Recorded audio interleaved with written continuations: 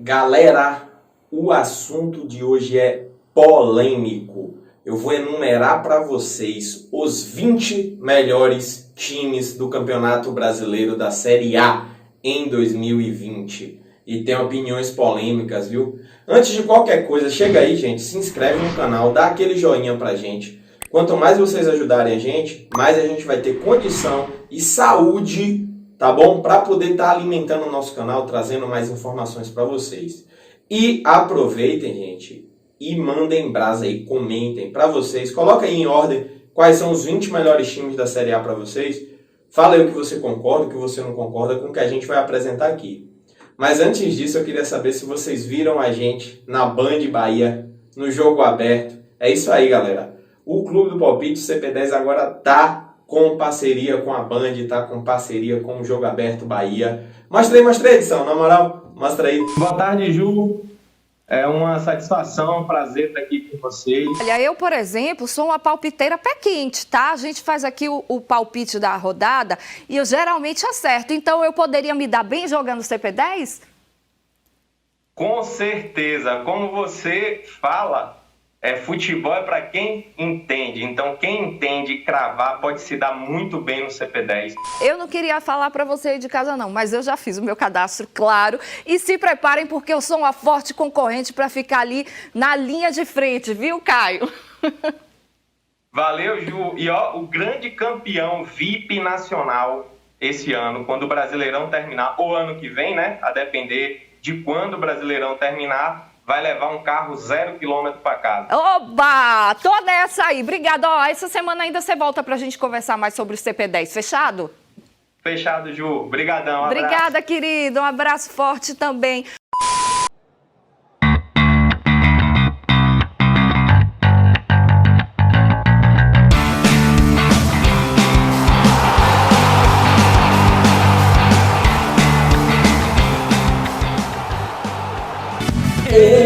Eu tô na Band, diga aí, eu tô na Band. Mano, viu lá, pai? Tamo na Band. E aí, galera, ó, nosso cenário já tá aqui, já tem nossos bonés, já tá tudo direitinho. Vamos soltar a vinheta aí, que hoje eu vou falar pra vocês quem são os 20 melhores times da Série A. Segue aí. Fala, galera palpiteira, tudo em paz? Gente, estou trazendo hoje para vocês aqui, na minha humilde opinião, mas baseado em fatos, em números, em análises, quais são os 20 melhores times do Campeonato Brasileiro em ordem. Eu vou começar de baixo para cima, tá bom? Começar falando dos times da zona de rebaixamento e por aí vai, para depois chegar naqueles que vão brigar por Libertadores, que vão brigar pelo título, tá bom? Creio que vocês vão se surpreender com algumas coisas, por isso eu quero saber a opinião de vocês. Manda aí embaixo, beleza? Vamos começar. Na minha 20ª colocação, eu coloquei o Sport, tá bom? Me desculpa a galera do Sport, mas o Sport ele vem de um caos financeiro que precedia a pandemia, ele já vinha com problemas graves financeiros, sabe? Com dificuldade de segurar jogador, de pagar salários. Vem um ano muito ruim. O Sport ele está em 5º lugar no Campeonato Pernambucano. Gente, um time de Série A, o único representante do futebol pernambucano na Série A está em 5º no Campeonato Regional. Alguma coisa errada tem aí. E essa pandemia eu acho que vai prejudicar ainda mais o Sport, por isso eu estou colocando o Sport nessa colocação. Mas tem camisa, é time que já foi campeão nacional. Se souber trabalhar, pode sair dessa, beleza? Em 19º lugar, eu coloquei o Goiás, galera. Me desculpa a galera do Goiás, mas a gente vem de um ano passado do Goiás altamente inconstante. O Goiás ia lá e ganhava um jogo complicado. Pronto, segue a vida. O Goiás ia lá e tomava 6. Depois ia lá e ganhava um jogo difícil. Depois ia lá e tomava 5. Depois ia lá e empatava um jogo que você pensava que o Goiás ia ser goleado. Aí aquele jogo que você pensava que ele ia vencer, ele perdia. Então, um time muito inconstante. Além disso, está em 3º lugar no Goiano, tá bom? É muito pouco pro que representa o time do Goiás em seu estado. Perdeu o Michael, tá bom? Mas essa inconstância do ano passado, ela teve cenários positivos também, onde o Goiás mostrou que tem bons jogadores. Eu particularmente gosto muito do futebol de Léo Senna e acho que o Goiás pode melhorar, sair dessa posição, mas hoje é o 10º colocado para mim, o 19º colocado para mim dos melhores times do Campeonato Brasileiro. Seguindo, com a 18ª posição, eu vou de Ceará, tá bom, gente? O Ceará ele quase caiu em 2019, veio de um ano fraquíssimo em 2019. Não estou vendo essa reação em 2020. Está, assim como o Goiás, está em terceiro no campeonato regional, que é um campeonato fraco, tá bom? Tive o prazer, ou talvez o desprazer, de assistir um jogo específico do Ceará e não gostei do que vi, não vi evolução, tá bom? Precisa melhorar muita coisa para poder sair dessa 18ª colocação. Na 17ª colocação, vem um primeiro grande, galera. Vem um primeiro gigante. O gigante da colina. Me perdoem, vascaínos, mas essa colocação aqui eu acho justíssima para vocês, apesar de saber que o Vasco tanto tem camisa quanto tem jogadores para sair dessa, tá bom? Mas o que tem apresentado para essa colocação é o 17º melhor time da Série A. Ou seja, está na zona de rebaixamento. O Vasco ele vem de 2019 fraquíssimo, oscilando bastante, tá bom? Luxemburgo acabou conseguindo dar uma arrumada em um time que é muito fraco e fez até essa galera sonhar com a possível Libertadores, mas na reta final acabou caindo muito o rendimento do time. Porém, com a saída de Luxemburgo, não acertou nada o Vasco, vem muito mal. O Vasco, para vocês terem ideia, ele é 5º colocado em um grupo do Carioca. O que significa isso? Ele é 5º colocado em um grupo que não tem 2 grandes do Rio. É número muito ruim. É para ligar o alerta mesmo, porque ou melhora para o Brasileirão, ou vai visitar muito essa zona aí, tá bom? Em 16º lugar, outro... Eu ia fazer as aspas aqui, mas a galera do Botafogo pode não gostar. Outro grande, o Botafogo, tá bom, gente? O Botafogo ele tem sérios problemas estruturais, tá bom? O Botafogo, ele também quase caiu em 2019, ele ficou ali nas últimas posições. Ele está em 4º em um grupo do Carioca, mesmo exemplo do Vasco, em um grupo onde não tem 2 grandes do Rio, o Botafogo está conseguindo chegar em 4º. E tem uma análise aqui que eu faço que eu acho muito interessante. O Botafogo, ultimamente, ele tem focado em especular e até contratar. A gente está vendo aí o caso de Honda, né? Honda, viu? Não foi boa a piada não, mas esquece. Tem focado muito em contratações de muita mídia e futebol altamente incerto, porque você não sabe como é que esses caras que estão parados, que estão mais velhos, como é que eles vão jogar aqui no Brasil. No caso específico do Seedorf, que foi um craque, tá certo? Ele chegou aqui, deu conta do recado e deu show. Mas será que todo mundo vai chegar na idade que o Seedorf chegou jogando com aquele nível, com aquele preparo físico? É bem complicado, né? Vamos aguardar os próximos capítulos. Em 15º lugar, gente, a minha maior dúvida da lista. Esse time, eu posso estar sendo altamente injusto com ele, com essa 15ª colocação. Tá bom? Mas é um time que eu ainda não sei o que falar sobre ele. Eu preciso de jogos mais difíceis para poder analisar o que é que esse clube vai ser nessa lista. Por isso a 15ª colocação. Eu estou falando do Coritiba, tá bom? Que tem um elenco bastante experiente. Eu destaquei aqui, ó. O Coritiba, ele tem no elenco o Wilson, tá certo? Ídolo por lá. Ele tem o Rodolfo, que veio do Flamengo agora. Ele tem Rafinha. Ele tem Sassá. Joga aí, Edson, joga a sarrada do Sassá aí, ó. Ele tem Sassá. Ele tem... que são bons jogadores, experientes, mas que gera muita dúvida do que é que esse cara vai poder render aí no Campeonato Brasileiro de Série A também. Ele também tem o Muralha. Muralha... Muralha não, né? Foi mal. Mas é um time que eu tenho muita dúvida ainda do que pode apresentar. Se esses experientes jogadores não se machucarem e apresentarem o futebol que sabe jogar, talvez o Coritiba melhore aí essa posição, ok? No 14º lugar, talvez esse time, se Rogério Ceni tivesse continuado lá o ano passado inteiro, talvez a colocação dele aqui fosse muito melhor. Mas em 14º lugar, eu coloquei aqui o Fortaleza, tá bom? Ele está em 2º no Cearense, isso não é um número bom para o Fortaleza. E o primeiro não é o Ceará, então por isso que eu estou destacando que é algo complicado. Ele poderia estar bem melhor nessa lista, como eu falei para vocês, talvez se o Ceni tivesse dado continuidade lá. O trabalho de Ceni lá foi muito bom, mas talvez essa pausa tenha atrapalhado muita coisa, dentre elas a programação para o ano seguinte, para 2020, essa saída de Ceni para o Cruzeiro, quando ele volta para o Fortaleza. Mas acho o trabalho de Ceni muito bom, ele conseguiu uma identificação muito forte lá com o Fortaleza, o pessoal lá respeita muito ele, respeita muito o trabalho dele. Possa ser que o Fortaleza melhore essa posição aqui.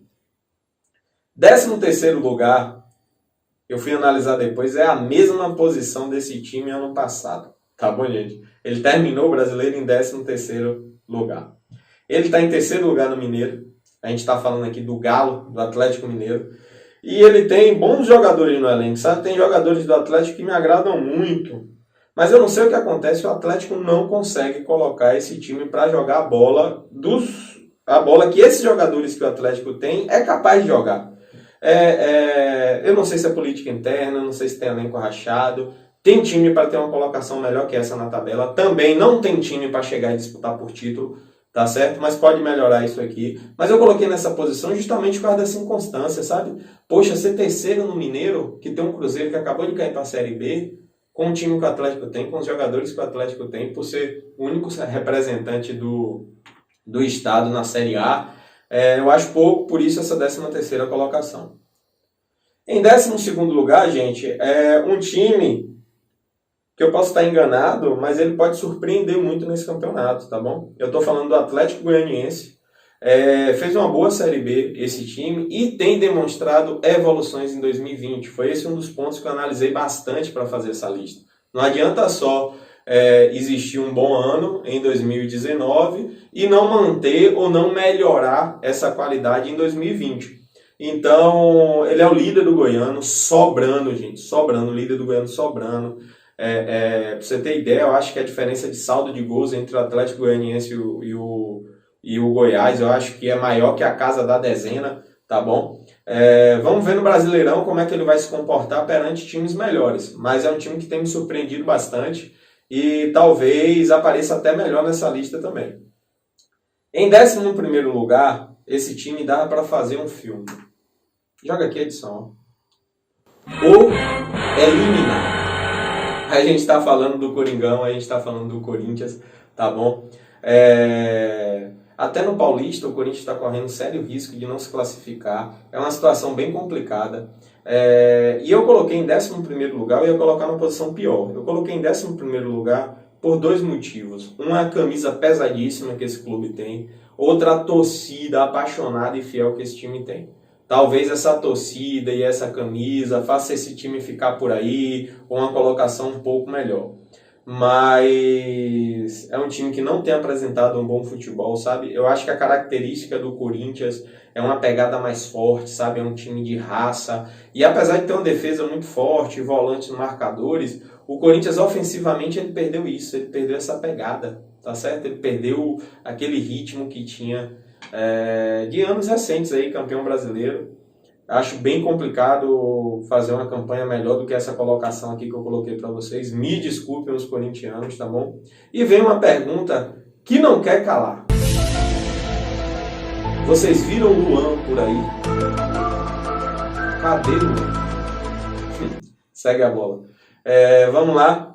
Gente, em 10º lugar, vem um time que ele tanto pode oscilar para baixo nessa posição quanto para cima. Eu coloquei ele em 10º lugar porque ele tem uma excelente gestão. E acredite, gente, os clubes que são bem geridos, eles conseguem passar pelas dificuldades de maneira mais fácil do que os clubes mal geridos. Eu estou falando do Atlético Paranaense, tá bom? Ele se sai bem muitas vezes, muito em virtude dessa gestão. Porque o Atlético, eu não sei como é que o Atlético vai lidar com a saída de alguns jogadores. O Atlético perdeu aquele que para mim era um dos melhores jogadores atuando no Brasil, que é Bruno Guimarães, foi vendido. A saída de Rony, que era um dos jogadores mais importantes do elenco. A saída de Marco Ruben, a saída de Léo Pereira. Então é muito difícil substituir jogadores desse nível à altura, tá bom? Mas é um clube que fez contratações também, fez contratações de jogadores com características parecidas, apesar do futebol não ser o mesmo. mas a nível de característica está substituindo os jogadores. Por exemplo, o Rony saiu, chegou o Carlos Eduardo, saiu um jogador veloz, entrou um jogador veloz. Acho o Rony muito mais jogador, mas teve essa preocupação de substituir por jogadores de características parecidas. Sem falar da mais nova notícia aí, da contratação de peso do Atlético Paranaense, Walter. Eu sei que eu sou gordo. Os caras... Vamos lá. Em nono lugar, aqui vem um time que muita gente vai achar que não merece essa nona colocação. E eu acredito que esse time pode surpreender ainda mais e quem sabe até brigar por posições melhores. Eu estou falando do Bragantino, eu estou falando de um time que fez uma excelente Série B, campeão da Série B. Eu estou falando de um time que manteve o seu elenco. Eu estou falando de um time que contratou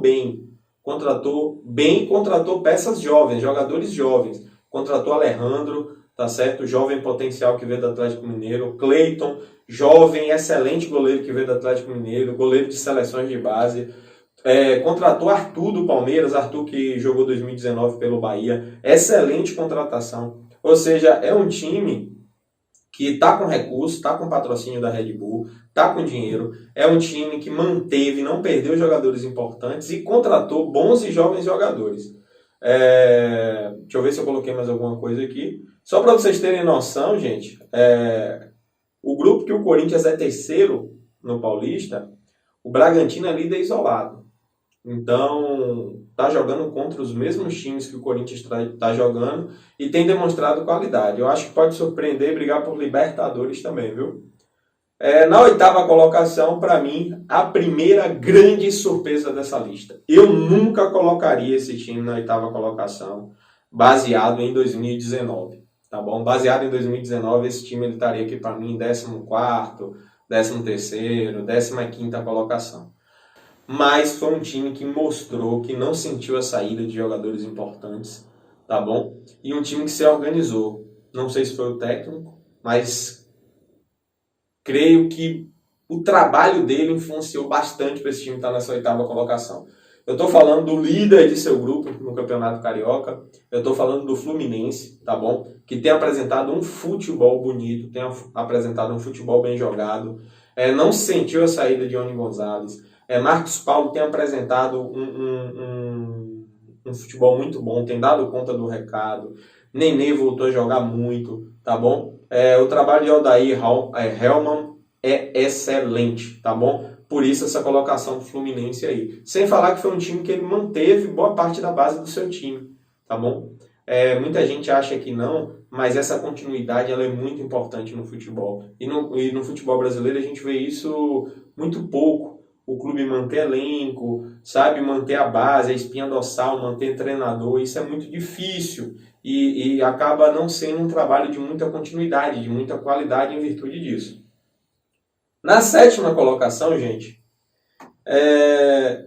esse time eu coloquei na sétima colocação devido a um pacote de coisas, devido ao 2019, devido à camisa que tem, para mim, historicamente, o maior clube do Brasil, se a gente for analisar toda a história do futebol, talvez um dos maiores do mundo, mas não creio que esse time vai apresentar o futebol apresentado ano passado, tá bom? Não creio. Eu estou falando do Santos, que eu coloquei na sétima posição. Eu acho que essa posição pode cair sim. Ano passado ele teve um excelente trabalho de São Paulo. São Paulo fez esse time jogar muita bola. Aí vem minha dúvida, será que esse time vai jogar essa bola em 2020? Pelo que eu vi até agora não, tá bom? O treinador ele não tem feito um trabalho da qualidade do de São Paulo. E acho difícil encontrar um treinador aí no mercado que substitua à altura o trabalho de São Paulo. E eu acho que trata-se de um time mediano para bom, esse time do Santos. Por isso não creio nesse time chegando na briga por títulos. Coloquei na sétima posição em virtude desse pacote que eu falei para vocês. Mas acho que outros clubes podem pegar essa posição do Santos e ele cair mais um pouquinho nessa tabela, tá bom?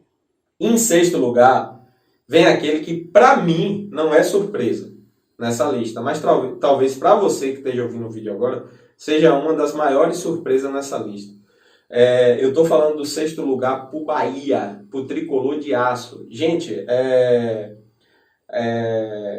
O excelente trabalho feito pelo presidente do Bahia, Guilherme Belitani, é algo que faz eu acreditar muito nessa sexta colocação do Bahia, até de algo mais, tá bom?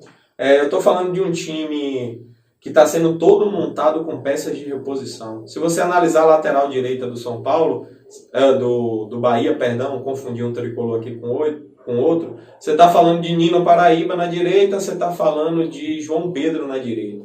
Você vai para a lateral esquerda do Bahia, você tem Fabinho Capixaba, né, que retornou para o Bahia vindo do Grêmio. Você tem Zeca que veio. Zeca também pode fazer a direita. O centroavante do Bahia é Gilberto, que tem metido muito gol. Em 2019 fez muito gol, 2020 começou igual. O reserva é Fernandão. Então o Bahia está sempre montando um time com peças de reposição. O Bahia perdeu o Arthur, chegou para o Bahia Rossi, chegou para o Bahia, deixa eu ver quem mais... já tinha Elber, que é jogador veloz, que dá para fazer essa função em altura. Já tinha o próprio Arthur Kaique. Ou seja, é um time que está preocupado sempre em ter peças de reposição para o seu time. A chegada de Rodriguinho, se encaixar, vai ser muito importante. O Bahia tem um dos melhores jogadores do Brasil, para mim. Chama-se Gregory. Para mim, o melhor primeiro volante atuando aqui no Brasil. Tá bom? Então é um time que pode surpreender muito. E torcedor tricolor, eu prevejo, anota aí, ó, e vocês vão lembrar que Caio Casoy, o gordinho do CP10, falou isso. Eu prevejo o Bahia na Libertadores de 2021. Anotem aí e me cobrem, beleza? Vamos seguindo. Na quinta posição, gente, na quinta posição, eu estou falando de um time extremamente questionado. Eu estou falando de um time que nos últimos anos vem cercado de incertezas, tá bom? Mas eu estou falando de um time que voltou a jogar bonito e tem um treinador que gosta de jogar bonito e gosta de jogar bem. Eu estou falando do São Paulo, dessa quinta posição, o São Paulo. Diniz tem um estilo de jogo que está começando a se encaixar no São Paulo. O São Paulo vem de excelentes jogos, além de ter excelentes jogadores. É um elenco padrão Brasil, esse elenco do São Paulo é um elenco bom, tá certo? Tem Daniel Alves nesse time, que para mim é um craque. Eu discuto às vezes com os São Paulinos porque eu acho que Daniel Alves é craque na lateral. No meio campo ele é muito bom, tá certo? Ele é um jogador acima da média, mas ele é craque na lateral. E eu acho um desperdício você ter um craque da lateral e colocar ele no meio. Porém, os São Paulinos dizem que ele está ajudando no meio. Então, se for positivo para o time, que continue assim. Eu dou minha opinião. Talvez eu montasse um meio campo um pouco mais jovem, uma cobertura mais tranquila para ele poder apoiar ali pela direita e usaria ele pela direita. Mas quem sou eu para questionar o trabalho de Diniz, que está sendo muito bem feito. Por isso essa quinta posição do São Paulo. Porém, se o time manter esse ritmo, pode chegar mais longe que isso. Beleza? Na quarta colocação, eu vou falar de um time, é um dos times que mais me agrada no papel. Tá bom? É outro exemplo de boa gestão, assim como a do Atlético Paranaense. É um time organizado, tem bons jogadores. Eu estou falando da quarta posição para o Internacional. Eu tinha uma opinião a respeito quando o Inter contratou o Thiago Galhardo, que não daria certo. Ou ele seria o reserva de Guerreiro. Não gosto de Galhardo jogando no meio. No Ceará, o aproveitamento dele aumentou absurdamente quando ele virou o jogador de referência no ataque. Eu falo do meio porque Thiago já atuou no meio, tá bom, gente? Ele já atuou aberto, eu gosto dele como referência. Quando o Inter contratou, eu pensei, poxa, vai perder Guerreiro ou vai ser reserva de Guerreiro, tá bom? Porém, tanto ele quanto o Guerreiro têm condição de sair da área, os dois têm qualidade para sair. E eu achava que nunca dariam certo os dois juntos e estou passando a mudar de ideia, tá bom? Eu tenho achado essa ideia bastante interessante. Esse time do Inter é um time que tem um meio forte, tá bom? Tem uma defesa forte. Ele tem jogadores que apoiam e recompõem muito rápido.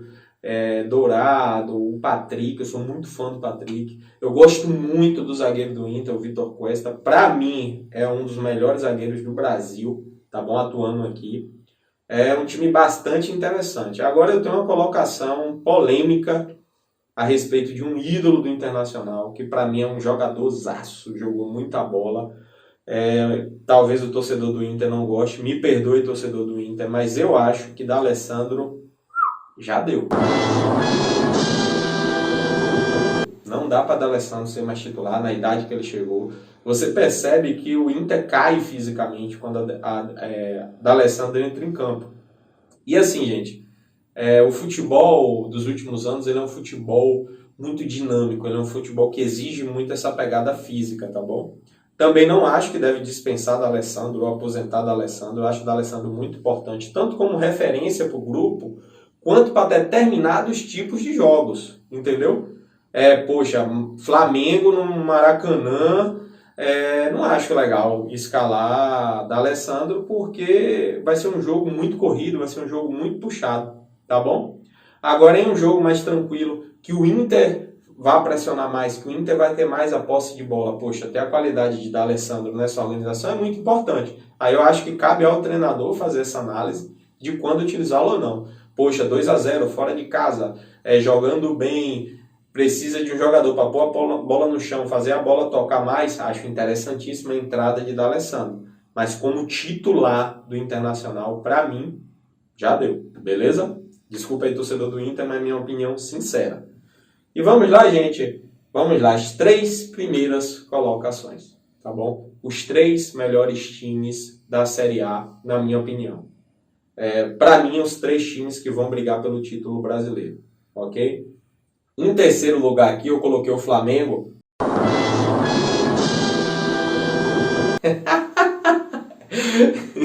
Imagina a cara do torcedor do Flamengo. Quem é esse fila da mãe que tá colocando o Flamengo em terceiro aí?